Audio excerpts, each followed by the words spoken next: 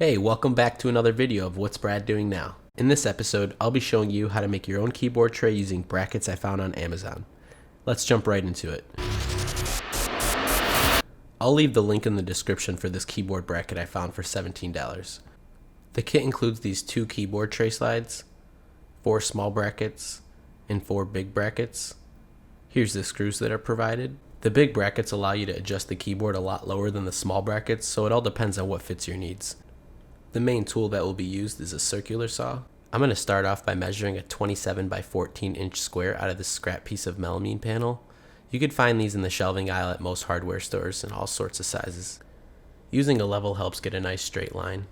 I have some scrap 2x4s that I use to support the board when it splits after I cut it, and also to avoid cutting the table underneath. Clamping the board to the table is extremely important to avoid the board moving while cutting. Time to start slicing and dicing. I used the lines I created earlier to guide me in a straight line. I really need to get a tabletop saw. Actually, not bad. I used a miter saw to cut the sides of the board to ensure nice square cuts. I feel like it's more important to have the sides cut perfectly straight to avoid any friction when the tray's rolled in and out. So just try to get the board as square as possible. Now, to get the board to sit level, it's important to draw a line in the middle of the side of the board. I used a speed square to help me stay consistent rather than measuring a line down the middle. I used the scrap 2x4s underneath to give me some space to work. By placing the roller on the side of the board, you should see the line through the 2 holes in the roller. Mark the center of the line where the 2 holes are and make a pilot hole to make things easier. Screw directly in the center of the line on both sides. Please excuse my big head in the way. Alright, time to give it a little test. Looking good. Now screw in the second roller on the other side, following the same steps, and it should look like this. As you can see, there's 2 screws in the roller that I just drilled in for each side. And here's my office. You could refer back to my last video to see how I built my floating desk. So now that the harder part is over, we just need to attach the brackets to the roller, then attach everything to the desk. This part is pretty simple. Let's start off grabbing your brackets.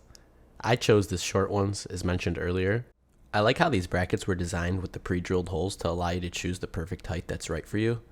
I used the 3rd hole from the top, which gave me about a 2.5 inch gap from the desk and the keyboard tray. Use the 4 smaller screws included in the kit to attach the brackets to the roller. This is where I'll be adding the keyboard tray. Align the tray to the center of the desk and measure a 2 inch offset from the bottom edge. This is so the keyboard sits flush with the desk. After everything is measured and marked, I drilled the longer screws in the bottom of the desk to attach the brackets to the table. Having someone to hold the tray in place while drilling in the screws would make this part a lot easier. But once the first screw is in, the rest is smooth sailing. If everything was measured correctly, the keyboard tray should slide out evenly without any resistance. As you can see, the edge is unfinished, so for the next step, I'll be applying edge banding tape. And to do that, I used an iron, a retractable knife, and a strip of edge banding tape. In my previous video, I did an in-depth tutorial on how to apply edge banding tape, so check that out if you need more help with this part. It's pretty straightforward, as once the heat from the iron is applied, the material would adhere to the edge of the table, leaving you with a nice finish. This mini vacuum is my favorite, most random Amazon purchase. Time for the grand finale.